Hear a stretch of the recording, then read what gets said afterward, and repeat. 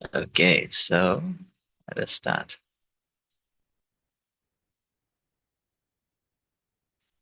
Om Jnanatimirandasya Jnananjana चक्षुरुन्मिलितं येन तस्मै श्रीगुरुवे नमः।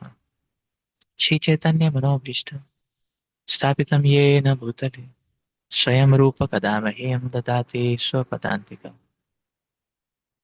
वन्देऽहं श्रीगुरो श्रीयुतापदकमलं श्रीगुरोन् वैष्णवांश्च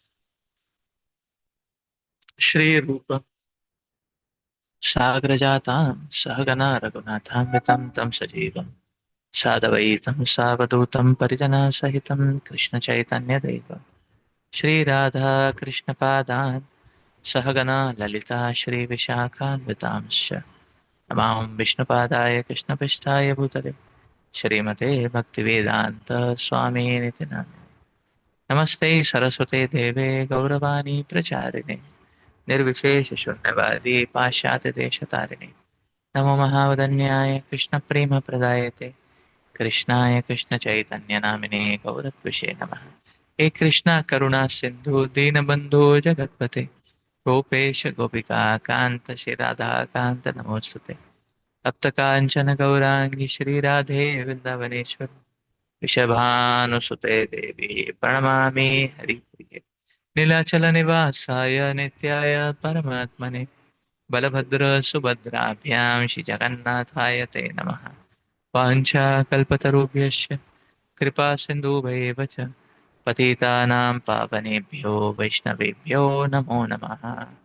जय श्री कृष्ण चैतन्य प्रभु नित्यानंद श्री अद्वैत गदाधर शिवासादि गौर भक्तवृंद हरे कृष्णा कृष्ण कृष्ण हरे हरे हरे राम राम राम हरे हरे मुकं करोति वाचालं पङ्गुं लङ्घयते गिरिं यत्कृपातमहं वन्दे श्रीगुरो दीनतारिणं परमानन्दमाधवं श्रीचैतन्यमीश्वरम् हरे Krishna. Okay, so thank you for coming for the Bhakti Shastri class. We are resuming after many weeks into Rath Yatra and then the beginning of the preaching the semester. So I believe we were discussing the 11th chapter, and I believe we had discussed and we were discussing the prayers of Arjuna, and I believe we had discussed text 30. So we were halfway in the prayers of Arjuna. So probably today we will begin with text 31. Begin with text 31.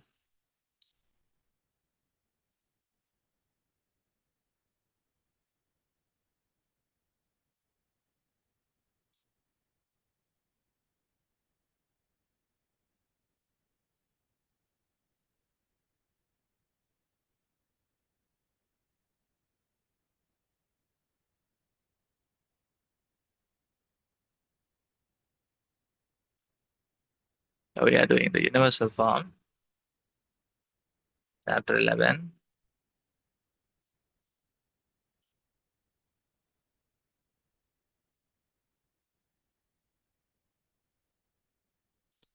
Text. So Arjuna is describing, Arjuna is describing the universal form, and in that way, Arjuna is taking shelter of the Supreme Lord, seeing the various vibhutis of the Supreme Lord.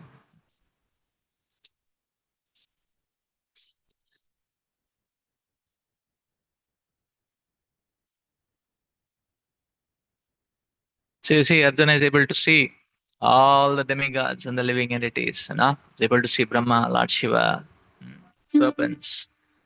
He's able to see many, many arms, bellies, mouths, eyes, expanded everywhere without limit. He's able to see that the Lord has no end, no middle, no beginning. Their form is difficult.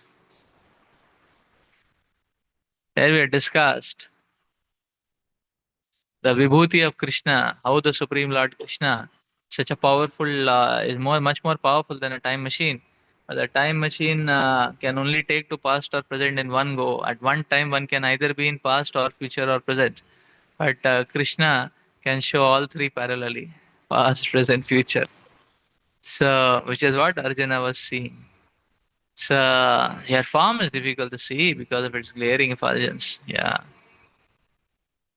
So, he's able to see the Supreme Lord adorned with various crowns and clubs. Numberless arms, sun and moon are your eyes. I see blazing fire coming from your mouth.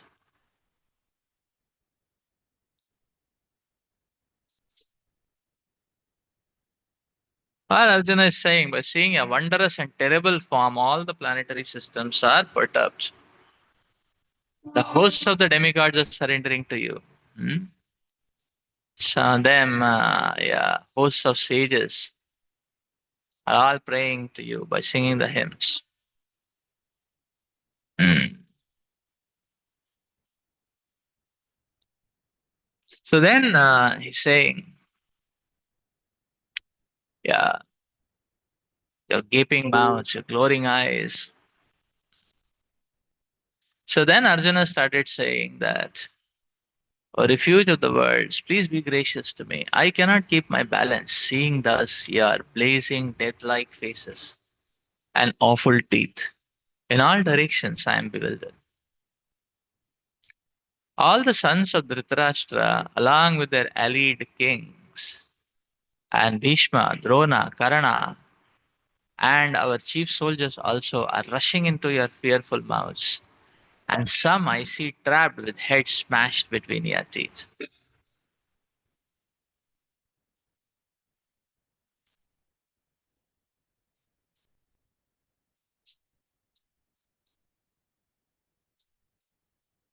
In the previous verse, the Lord promised to show Arjuna things he would be very interested in seeing. Now Arjuna sees that the leaders of the opposite party and the soldiers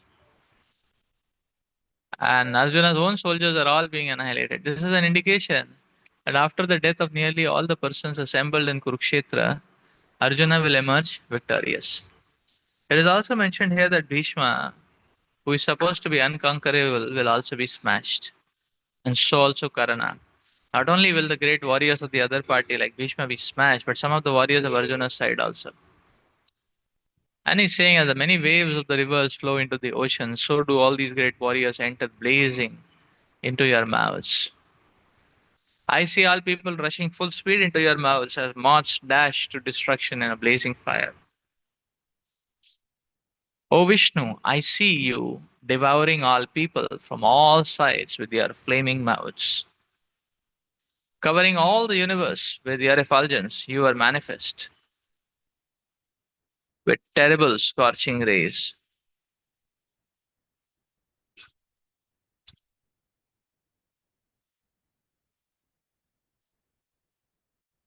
आख्यानि मे को भवानुग्र रूपो नमोऽस्तु ते देववरा प्रसीद विजनातुमिच्छामि भवन्तमाद्यं न हि प्रजानामि तव प्रवृत्तिम्. O Lord of the Lords, so fierce of form, please tell me who you are. I offer my obeisances unto you. Please be gracious to me. You are the primal Lord. I want to know about you, for I do not know what your mission is.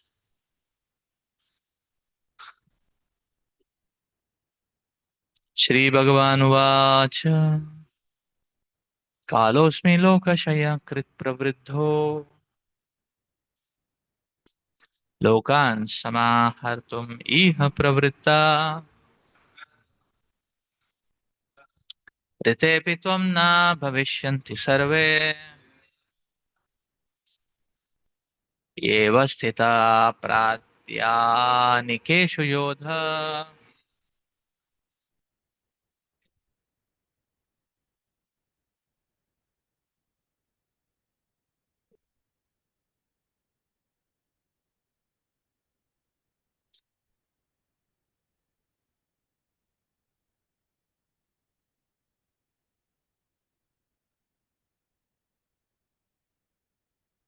Yes. The Supreme Personality of God has said,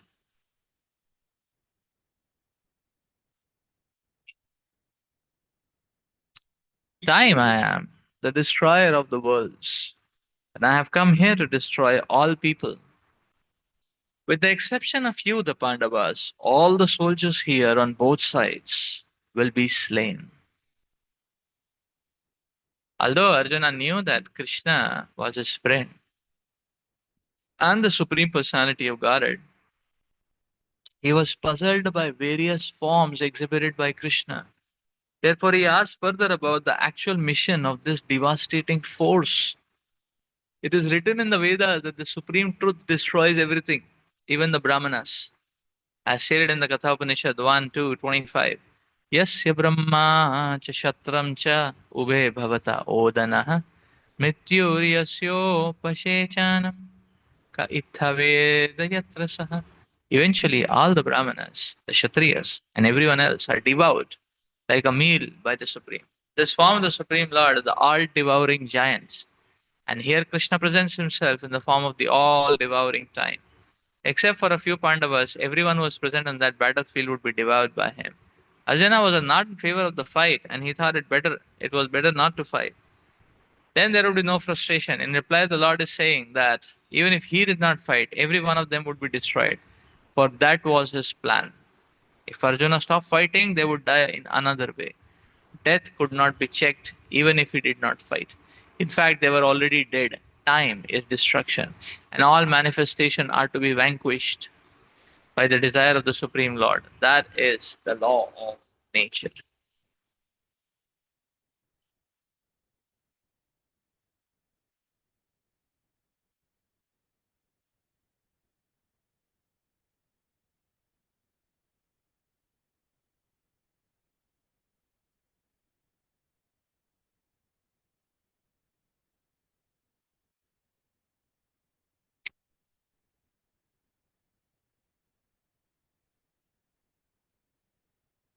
We can see here Arjuna is horrified.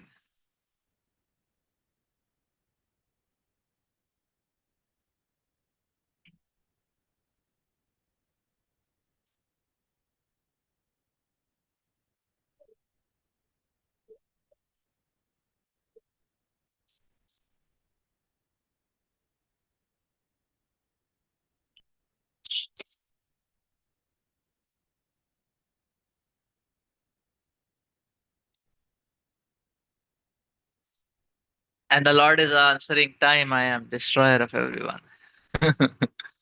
So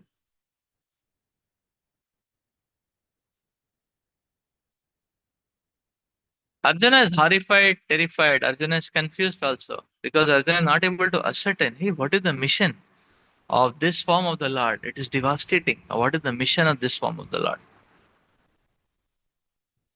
That Arjuna is not able to ascertain.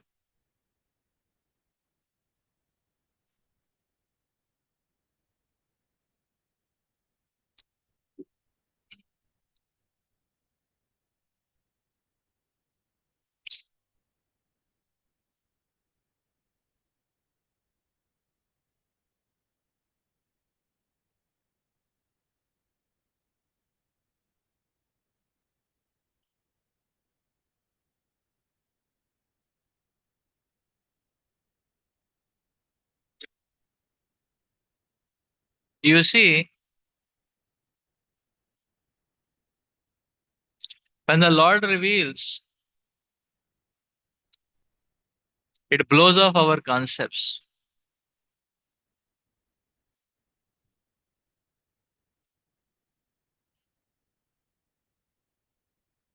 That is the nature of the revelation of the Supreme Lord.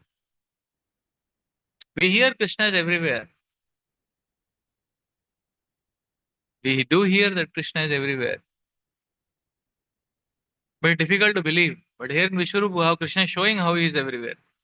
There's millions of mouths, millions of eyes. So it is completely concept blowing, concept exploding. All conceptions are exploded. I may say, no, no, no, the Lord is showing a very fierce form here. No? All the demons and all these personalities are entering into the mouth of the Lord and getting killed and all that. Fire is coming out and all that. So therefore it is fearful.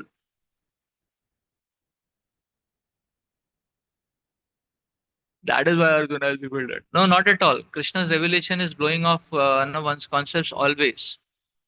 Because, why? Because in Brahma Vimohan Leela,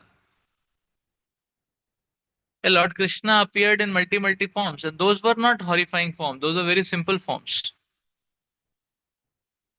Lord Krishna manifested as thousands and millions of Vishnus. So all the Gopas assumed the Vishnu forms. That itself was bewildering and exploding to Brahmaji. So Krishna's revelation is going to be exploding because it actually brings us beyond the domain of our own understandings and conditionings.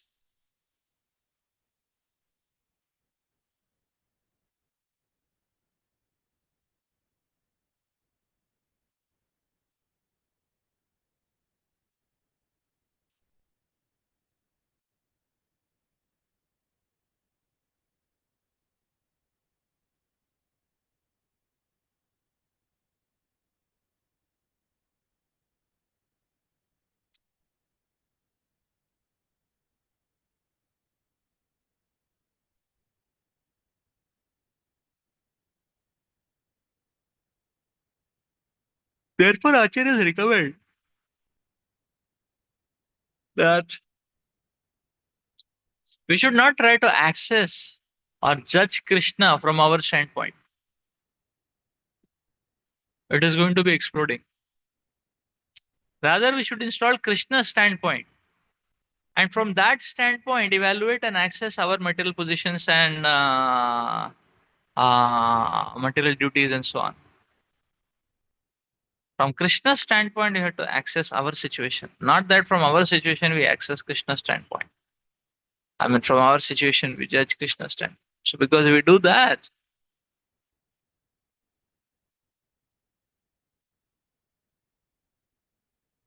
we'll be thoroughly bewildered.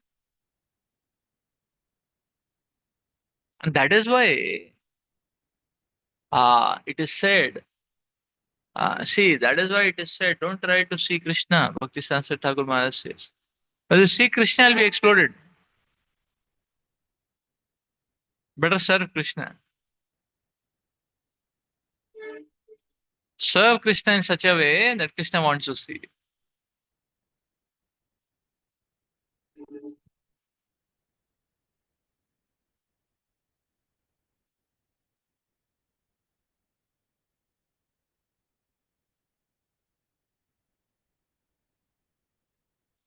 So, therefore, in Krishna consciousness, what is most important is commitment of service.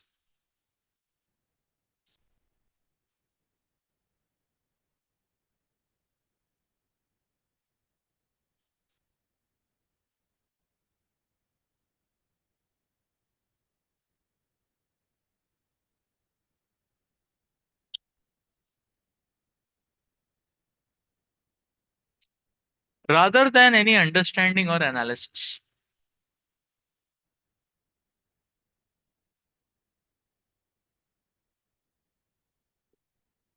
That is why Prabhupada explains in Bhagavad Gita purport.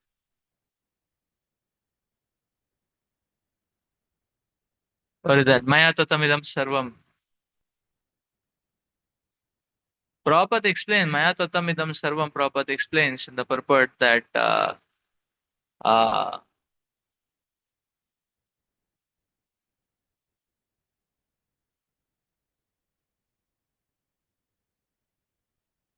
that when it comes to the instructions given in the Shastras, one should not keep thinking whether to do or not. Abba said when an instruction is given, there is no need to consider it. All one should do is execute it.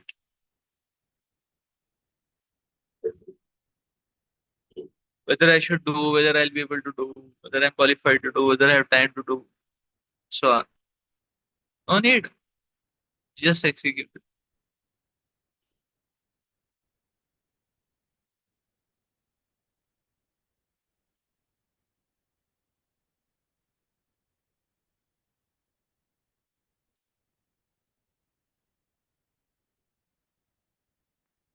And Prabhupada says, as if military discipline. So in military discipline, whatever order is given, it has to be executed. No if, no buts, no imagination. No. But that is how the instruction has to be executed. But the living entity is very much attached to this,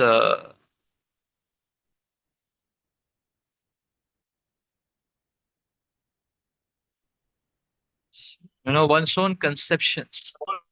These conceptions are these conceptions are all illusory. But the living entity is attached to this illusion, and the living entity is not leaving this illusion. Because the living entity is not leaving this illusion, the Lord has to come in the form of time factor to destroy and dispel all the illusions. The living entity very expert in landing into illusion. Every now and then he lands up into some or the other illusion, this illusion, that illusion. And therefore the Lord as time factor acts to expose that illusion, acts to destroy that illusion. So why is Krishna manifesting himself as all devouring? So what is he devouring? Lord Krishna is actually devouring the illusion which the living entity is.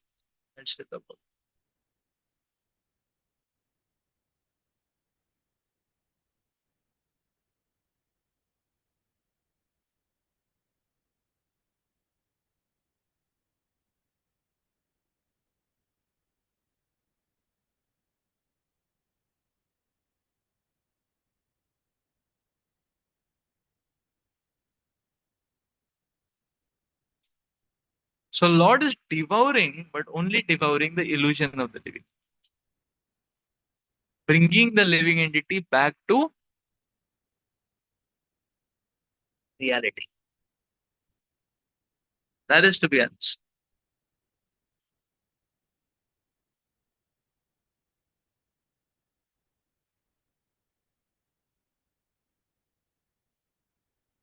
So we will see Arjuna has seen the entire universal form. Arjuna is going to request the Lord to come back to his original form. Why? Because the original form is very much relatable and palatable. Why? Because of that form, Arjuna can directly get instructions and serve.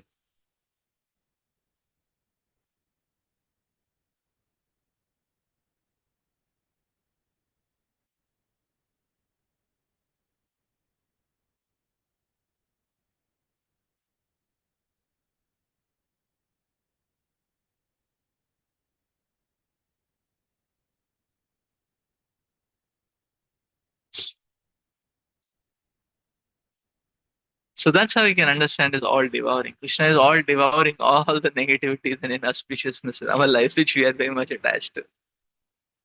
So all the illusions which we are very much attached to. And Krishna is time fact out of supreme mercy, he's devouring that.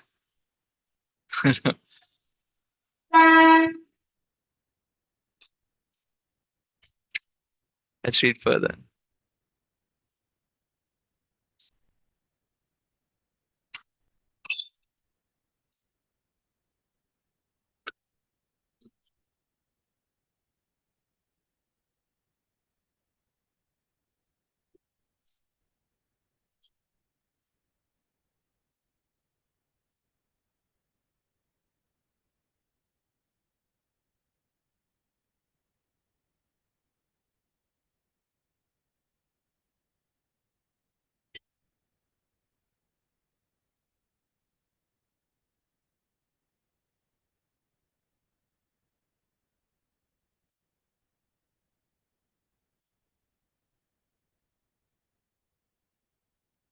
तस्मात् त्वमुत्तिष्ठ यशो लभस्व जि- जित्वा शत्रुं भुङ्क्ष्व राज्यं समृद्धम्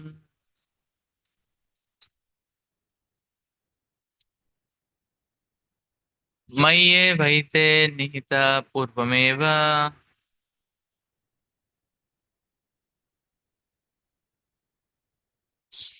निमित्तमात्रं भव सव्यसाचेन.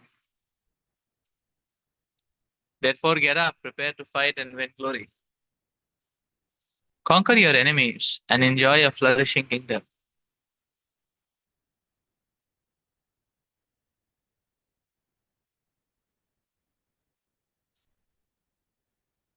They are already put to death by my arrangement, and you, O Savisachi, can be but an instrument in the fight. Puppets. Savisachi refers to one who can shoot arrows very expertly in the field. Thus, Arjuna is addressed as an expert warrior capable of delivering arrows to kill his enemies.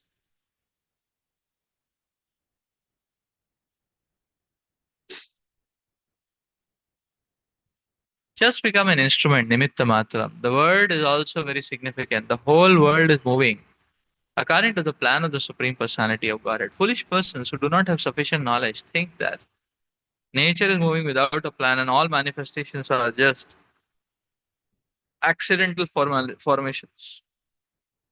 There are so many so-called scientists who suggest that perhaps it was like this, uh, or maybe like that, but there is no question of perhaps and maybe. There is a specific plan being carried out in this material world.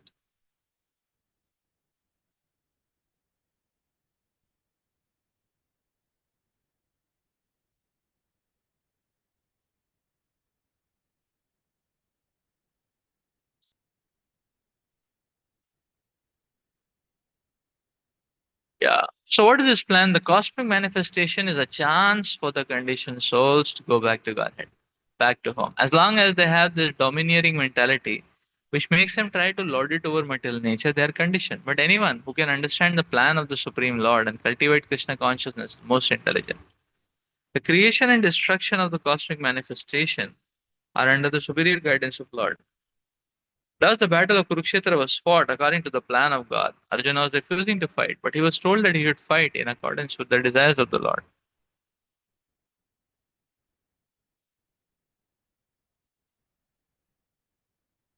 Then he would be happy. If one is in full Krishna consciousness and his life is devoted to the Lord's transcendental service, he is perfect.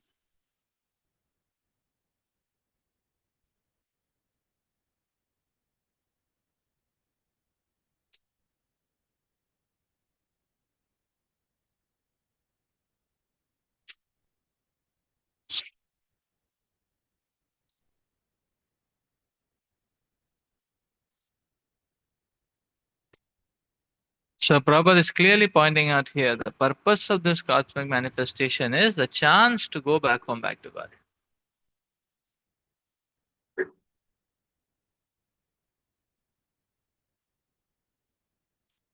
That is why everything is flickering and temporary in this world.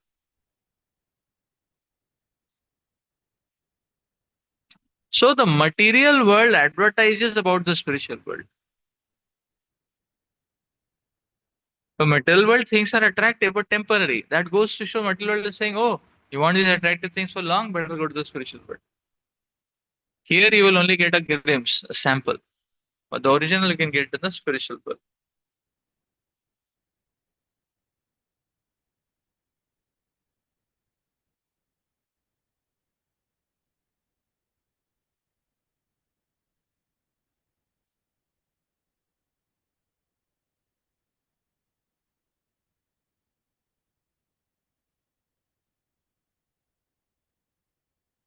When we see everything fizzles out of our hands,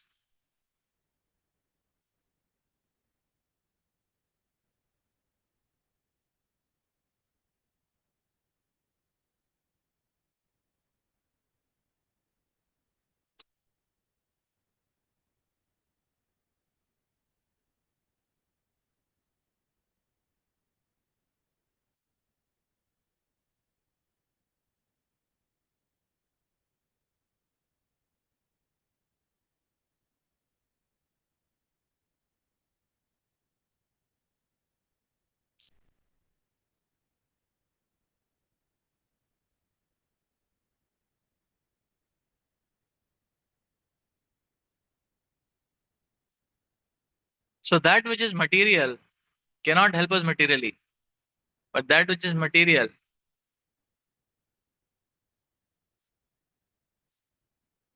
can help us spiritually. Therefore, all the material should be invested in the service of the spiritual. Because that which is material will not help us materially.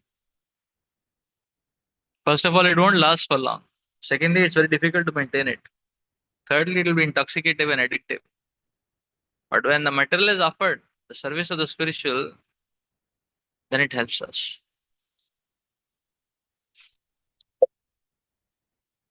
And it just helps us. So in that way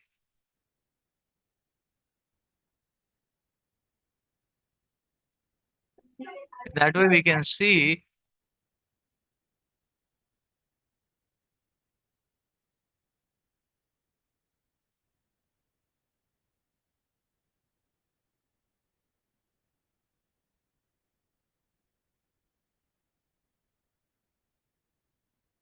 that that which is material, material asset, material opulence, Janma Ishwara Shuta Shrugi, if it is not offered to Krishna, it's a poison. We have seen in our own experience.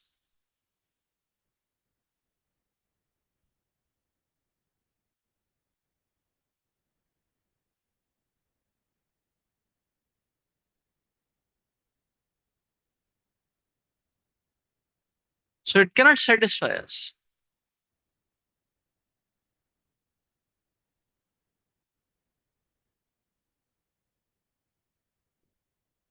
But when it is offered to Krishna, it becomes spiritual. Then it's purified.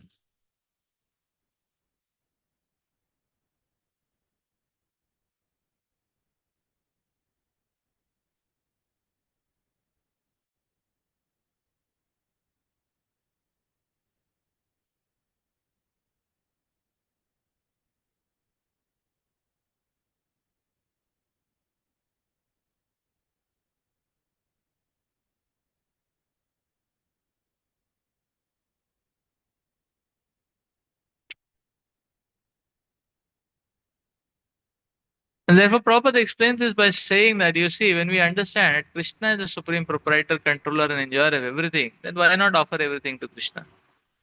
Because he is the enjoyer, he is the proprietor, he is the controller. So not only we offer things, what the Acharya is saying, we should offer ourselves also.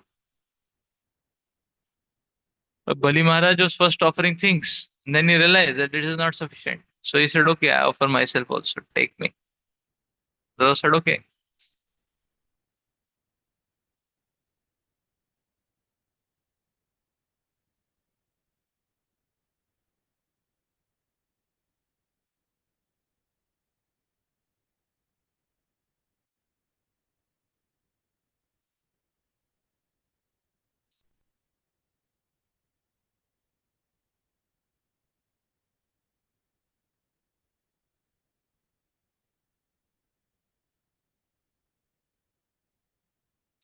I see it further.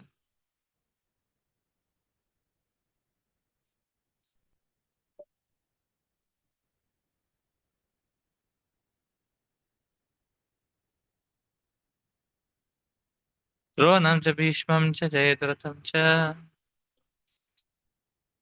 कर्णं तथान्यन् अपि योधवीरान्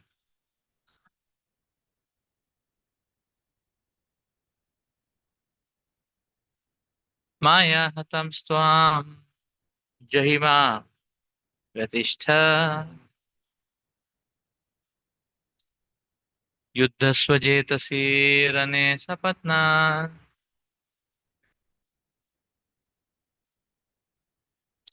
Bhishma, Drona, Jayadratha, Karna, and the other great warriors have already been destroyed by me.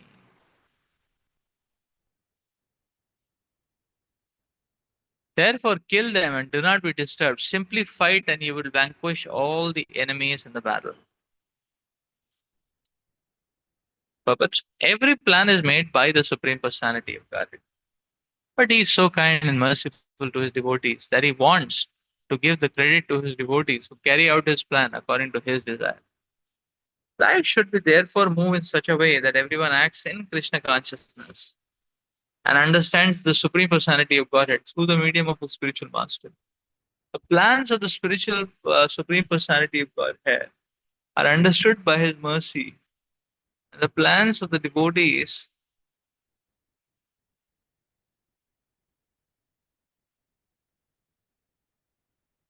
are as good as His plans.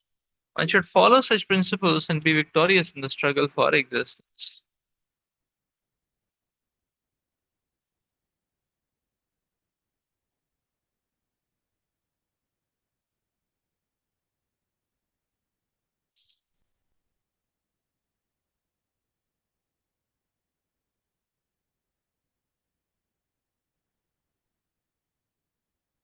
See, Prabhu was saying the plans of the Supreme Personality of Godhead are understood by His mercy, and the plans of the devotees are as good as His plans.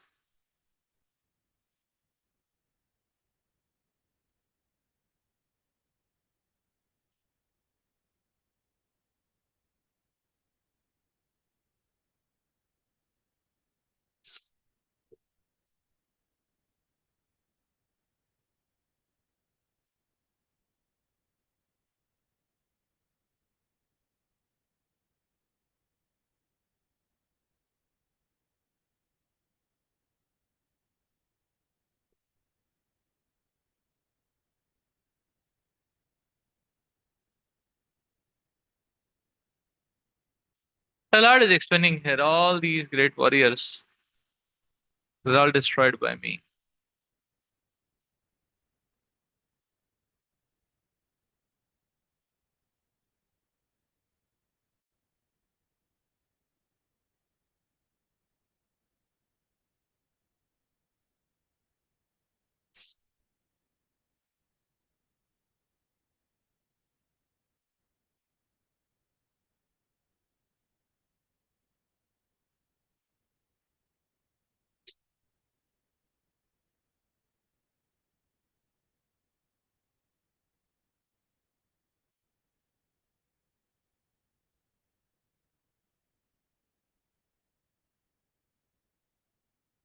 So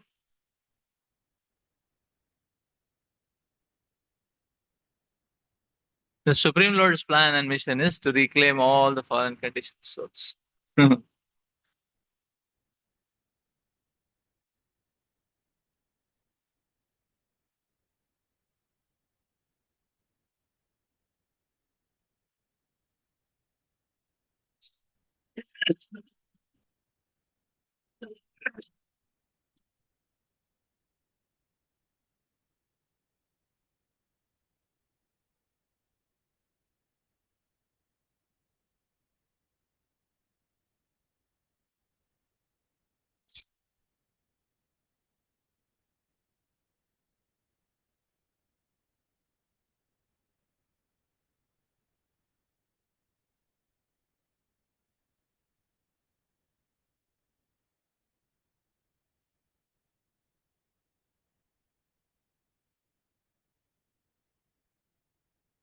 So he wants to give the credit to his devotees. So there is a question which is being asked. The question is,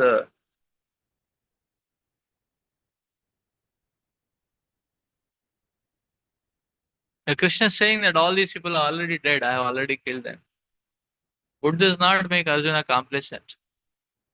Actually, the Lord is highlighting a very beautiful mood, the right mood which can actually steer despite any phase of no, situation, or in any phase of the situation, or in any obstacle.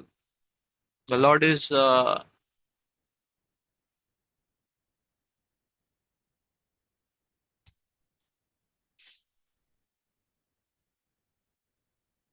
it appears that if Arjuna gets to know that the Supreme Lord is doing everything, then there is it may trigger the laxity. But actually, uh, this realization which the Lord has given to Arjuna, that Arjuna I have already killed. It's not that I am dependent on you. It's not that without you my sarkar will not run. No? Not like that. Krishna can run anyhow. So this knowledge, the Lord is saying this knowledge is what can keep us stably connected in Krishna's service. This knowledge is very important because this is the knowledge which absolves and dissolves all kind of false pride.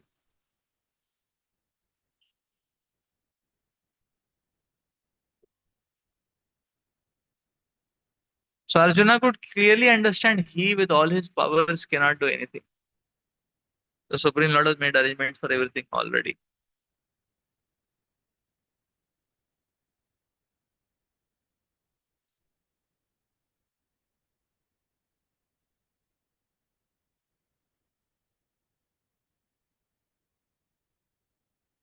So when we accomplish something, there's a tendency to get proud. Such a person cannot, and that pride, that mountain of pride, will block the mercy and the vision how to go further.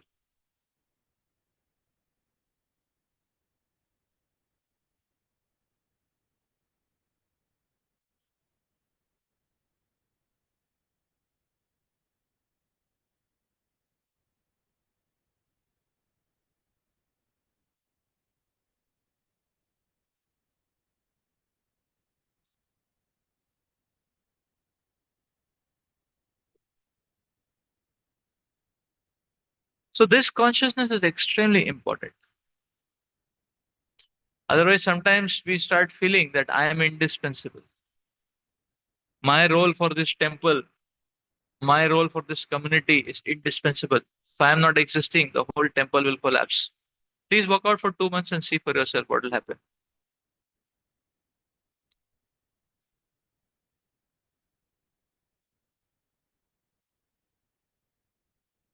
Krishna has arranged everything.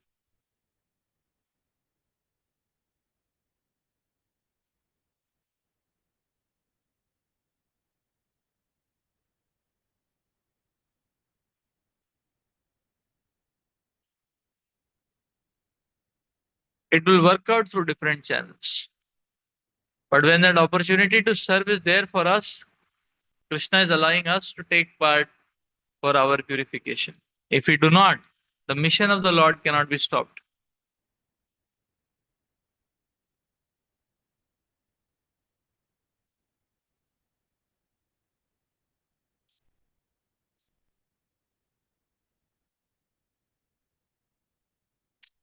So that is the point. The mission of the Lord cannot stop. It's not that. So nobody should think of oneself as indispensable. If we have this consciousness, there is no metal situation which can stop us from connecting to Krishna. No poison or infection will run into our hearts. The poison and infection comes when we think that I am indispensable. That is why Tamal Krishna Goswami Maharaj used to say that none of us should feel that we are a gift of divinity to mankind. No, we are fallen conditioned souls, the black holes, wormholes, fallen conditioned souls, with no spiritual substance. But Krishna is so merciful that he is giving us also an opportunity to serve. That is why a devotee is never disturbed.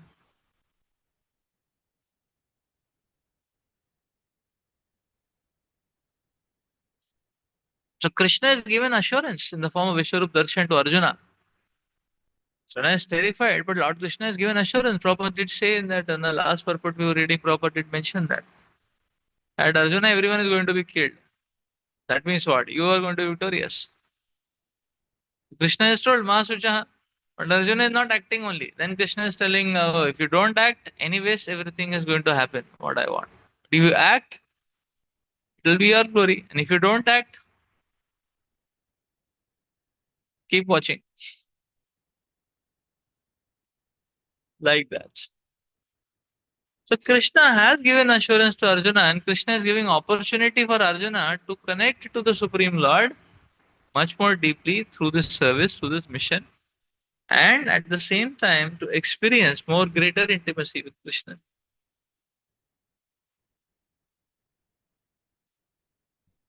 So when we take things casually, there is less intimacy. But when we take things spiritually, more intimacy. So initially, Arjuna has to treat Krishna as friend. Less intimacy, less revelation. Now he's treating Krishna as all in all, lot of intimacy, lot of revelation.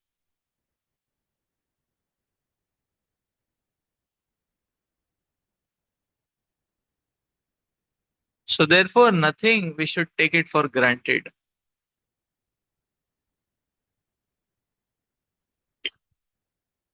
Nothing we should take it for granted. One should understand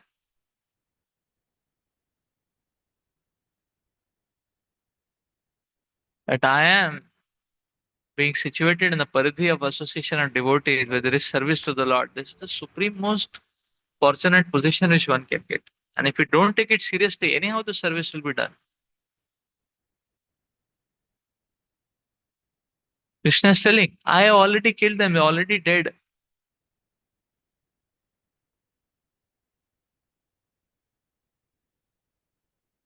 That is why Prahlad Maharaj is saying, when we serve Krishna, we are not doing any favor to Krishna. Oh Krishna, I am doing a great favor to you.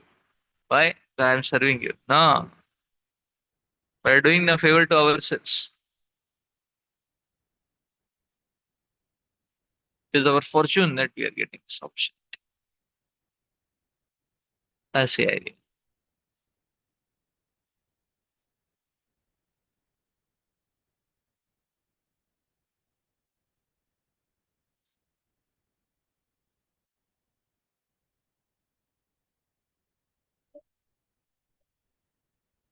Now, further, Sanjay is telling to Dhritarashtra, O king, after hearing these words of the Supreme Personality of Godhead, the trembling Arjuna offered obeisances with folded hands again and again.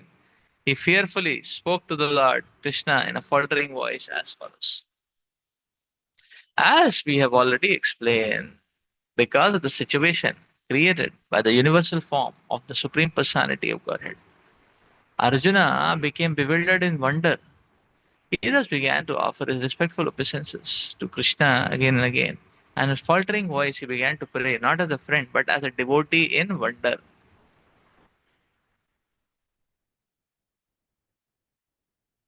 Arjuna said, O master of the senses, the world becomes joyful upon hearing your holy names, and thus everyone becomes attached to you. Although the perfected beings offer you their respectful homage, the demons are afraid and then they flee here and there. All this is rightly done.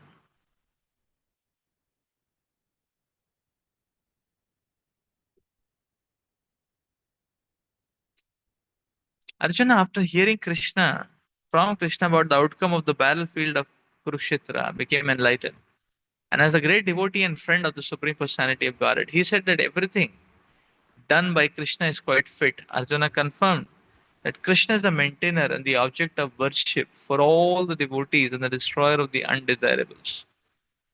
His actions are equally good for all. Arjuna understood herein that when the battle of Kurukshetra was being concluded, in outer space there were present many demigods, siddhas, and the intelligentsia of the higher planets. And they were observing the fight because Krishna was present there. When Arjuna saw the universal form of the Lord, the demigods took pleasure in it, but others, who were demons and atheists, could not stand it when the Lord was praised.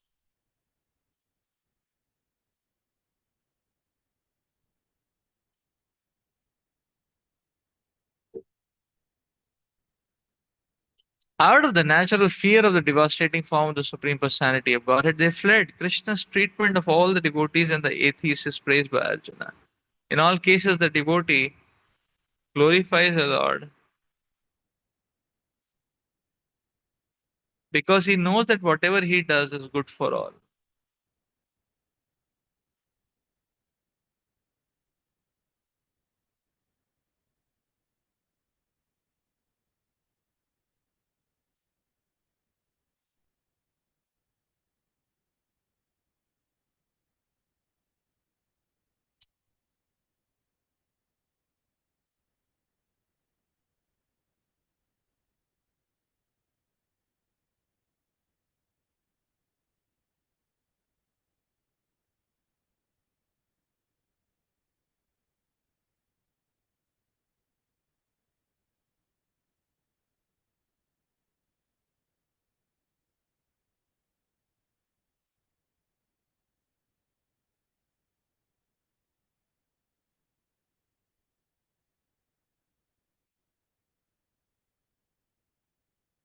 See, Arjuna is telling here that everything which is being done by Krishna is always fit, is always auspicious.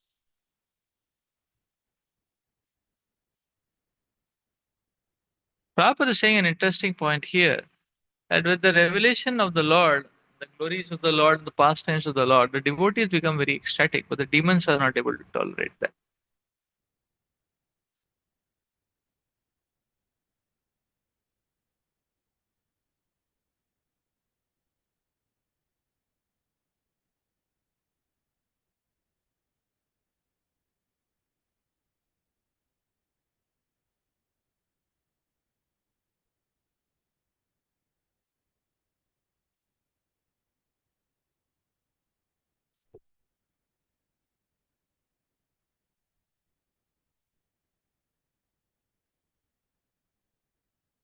So why do people oppose the plan of the Lord? Because of this envy factor, because the demons are not able to appreciate the glories of the Supreme Lord.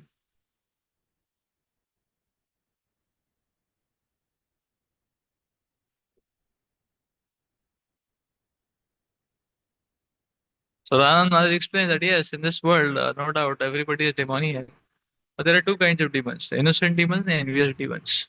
How do we recognize them? Only when we share some Krishna Katha, we can recognize. Those who are ecstatic, then we can preach. Those who are envious can't do anything much with them. So the state of the heart is most important.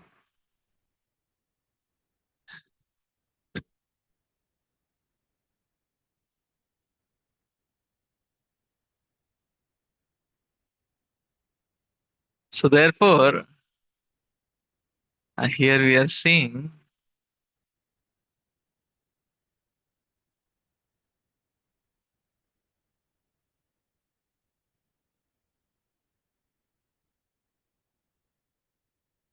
the demons, when they hear the glories of the Lord, they become very fearful. They become very agitated.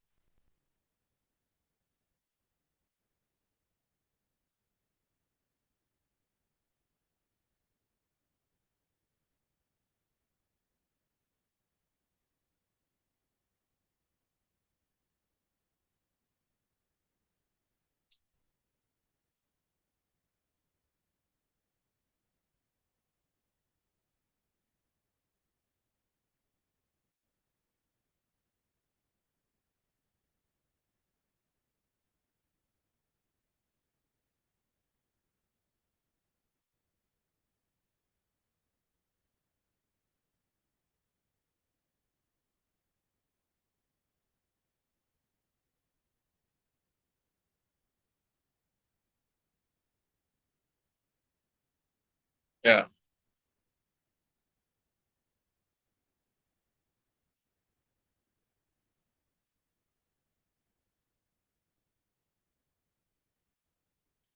So here it is being explained that Krishna's treatment of the demons and the devotees very much glorified by Arjuna because whatever Krishna does is good for the living entity.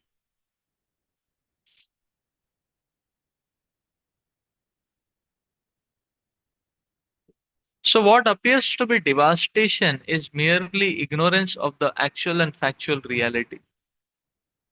When we understand because what is being devastated is the illusion, but the actual and factual reality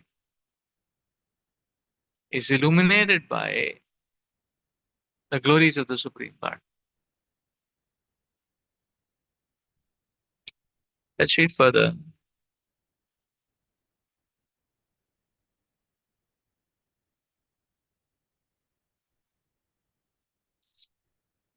Oh, oh, great one, greater even than Brahma, you are the original creator.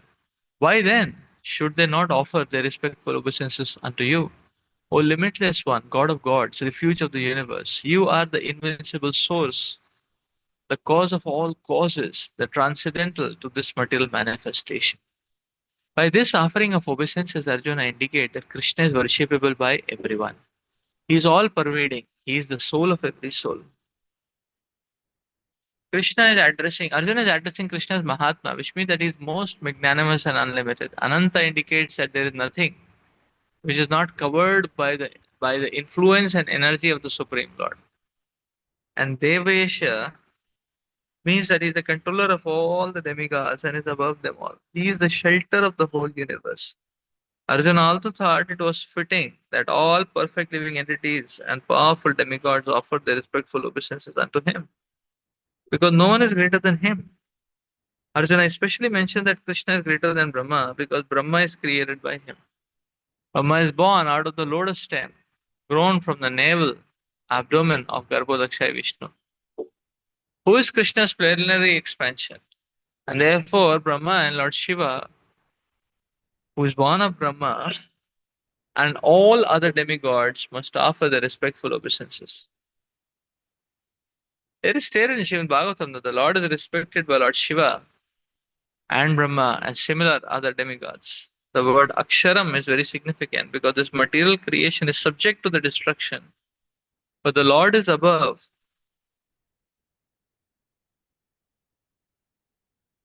this material creation. He is the cause of all causes. And being so is superior to all the conditioned souls within this material nature as well as the material cosmic manifestation itself. He is therefore the all great supreme.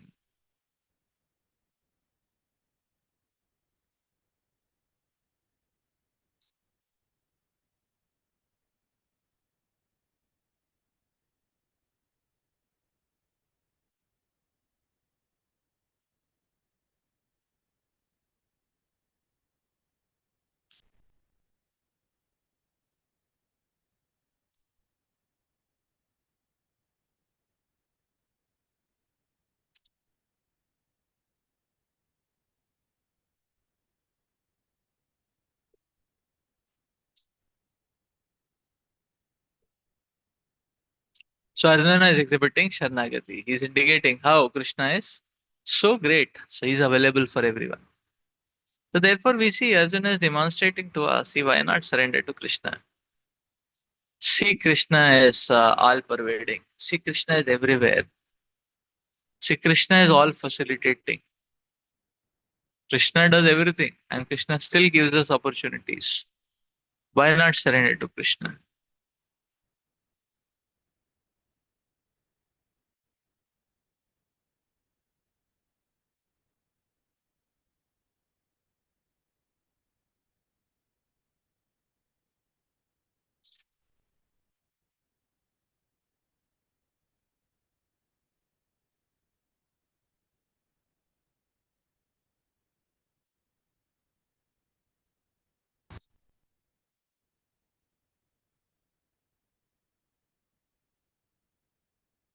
So this understanding that how the Supreme Lord is the supreme shelter of the universe, how the Supreme Lord is all powerful,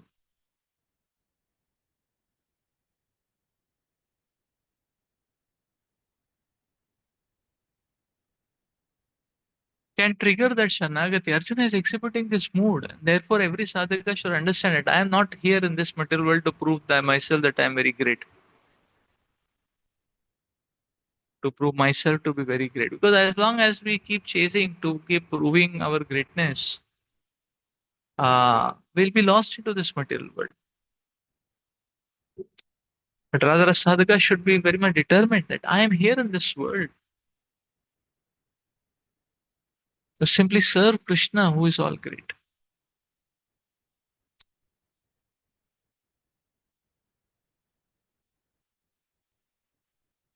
So, this intellectual conviction should trigger us to commit to the service of the Lord.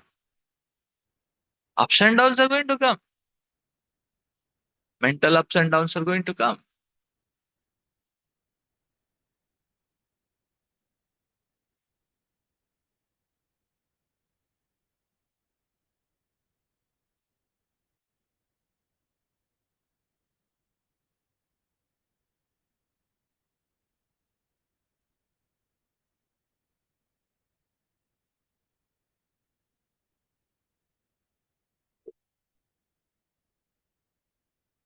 So, this is actually the same Arjuna. We see the same Arjuna in Bhagavatam. We see when Lord Krishna disappeared, then Arjuna is saying, That, oh, I had been a Gandiv Dhari, I had been such a warrior. Now Krishna is gone, everything is gone. I have no powers. Everything is no, so Arjuna is so this is the devotee's realization. The devotee understands without Krishna, I cannot do anything.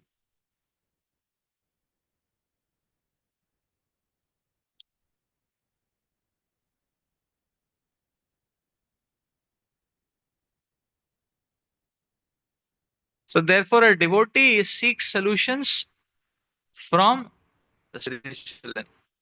Devotee seeks strength from the spiritual energy. A devotee seeks uh, relaxation in the spiritual energy. The devotee seeks confidence in the spiritual energy. The devotee seeks recreation also in the spiritual energy. Uh, See, Arjuna is saying further, you are the original personality of Godhead, the oldest, the ultimate sanctuary of this manifested cosmic world. You are the knower of everything, and you are all that is knowable. You are the supreme refuge above the material modes. O limitless form, this whole cosmic manifestation is pervaded by you. So, purport, everything is resting on the Supreme Personality of Godhead. Therefore, it's the ultimate rest. Nidhanam means that everything, even the Brahman effulgence, rests on the Supreme Personality of Godhead, Krishna.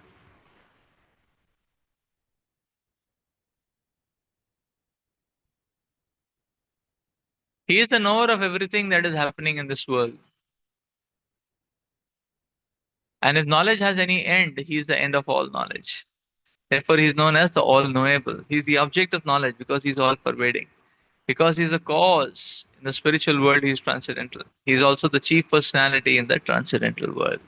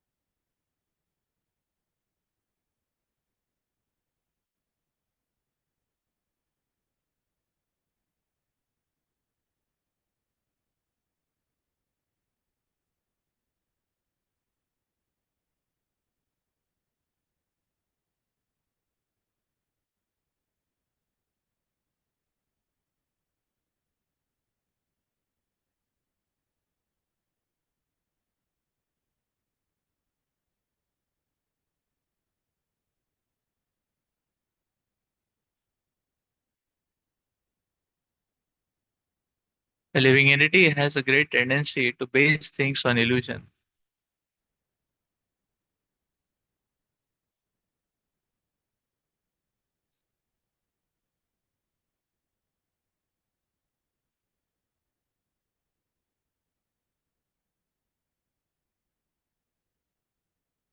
Just like a materialistic person, whatever he does, he comes back and relaxes in his home. That is cherished activity. Oh, when I don't have any work, I don't have to go to office, and I can simply relax in my home. So that's called as resting. You know? So what is resting? For a devotee relaxes in Krishna. That means the default of a devotee is not chill out. The default of a devotee is not vacuum. And there are personalities for whom default is vacuum, default is chill out. You know? For devotee vacuum, I mean the default is service to Krishna. So the devotee want to base everything on Krishna because if things are resting on Krishna, then they are stable. Otherwise, they are resting on illusion. Just like materialistic people, they're so much addicted to the media, no? Like that, we have to be addicted to the chanting the holy names. Like the fervor which with the hands browse through the social media, like that. Like that, our hands should be eager to touch the beads and start chanting.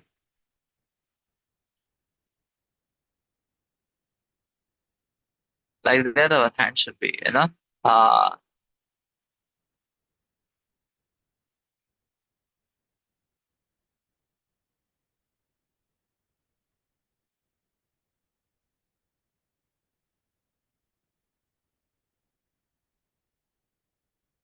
so the activities of Krishna consciousness are a great resting place. How can we understand this, or how can we realize this? By practicing. By practicing. So,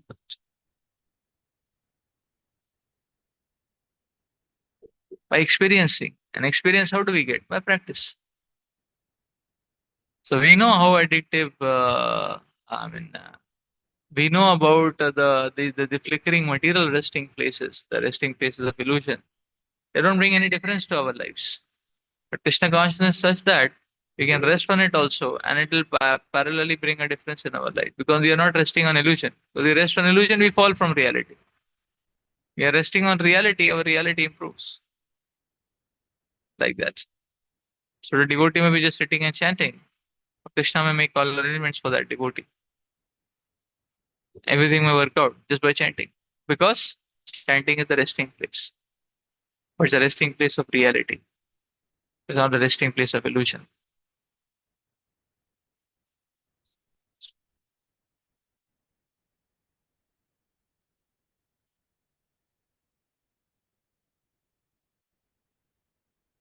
See the next verse saying, you are the air, you are the supreme controller, you are the fire, you are the water, you are the moon, you are Brahma, the first living creature, and you are the great grandfather. I therefore offer my respectful obeisances unto you 1,000 times, and again and yet again. The Lord is addressed here as air because the air is most important representation of all the demigods, being all pervasive. Arjuna also addresses Krishna as the great grandfather because he is the father of Brahma, the first living creature of the universe.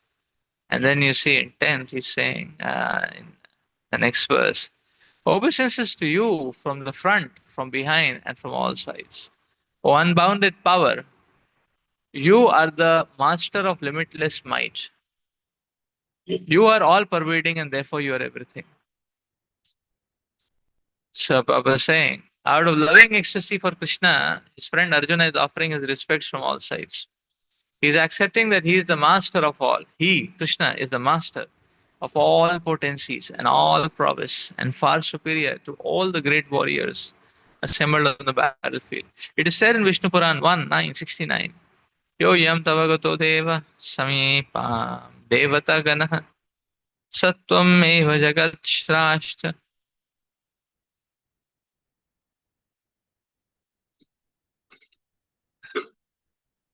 Yataha sarvagato bhavan. Whoever comes before you, even if he be a demigod, is created by you with personality of Godhead.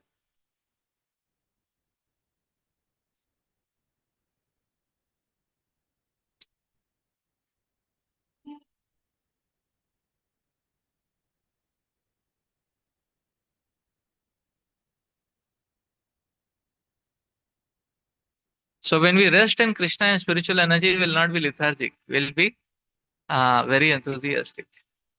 So therefore a devotee is not able to stop. So which kind of devotee will not be able to stop serving Krishna? You know? One who is resting on spiritual energy.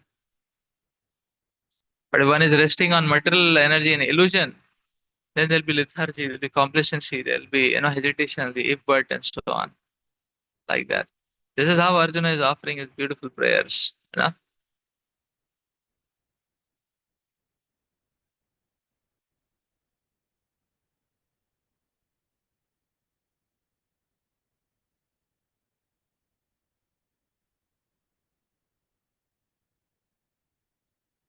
So and through his prayers, Arjuna is offering himself to the Supreme God. Right?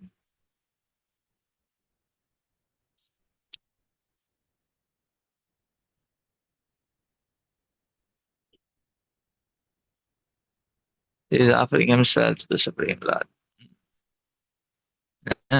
Arjuna is saying, thinking of you as my friend, I have rashly addressed you. O Krishna, O Yadava, O my friend, not knowing your glories, please forgive whatever I may have done in madness or in love. I have dishonored you many times, jesting as we relaxed. Lay on the same bed or sat or ate together, sometimes alone, sometimes in front of many friends. O infallible one, please excuse me for all these offenses. You are the father of this complete manifestation of the moving and unmoving. You are its worshipable chief, the supreme spiritual master. No one is greater than you, nor can anyone be one with you. How then could there be anyone greater than you within the three worlds, O Lord of immeasurable power? You are the supreme Lord to be worshipped by every living being. Thus I fall down to offer you my respectful obeisances and ask for your mercy. As a father tolerates the impudence of the son, a friend, the im-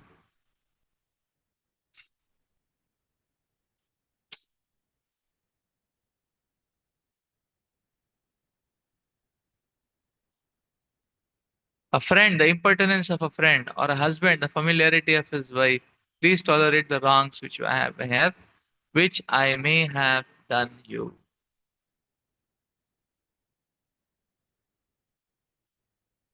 So let's stop here for today. ग्रंथराज Shrimad Bhagavad Gita की जय, श्री प्रभुपाद की जय. Next class we'll complete this chapter and begin with chapter 12. Hari Bol.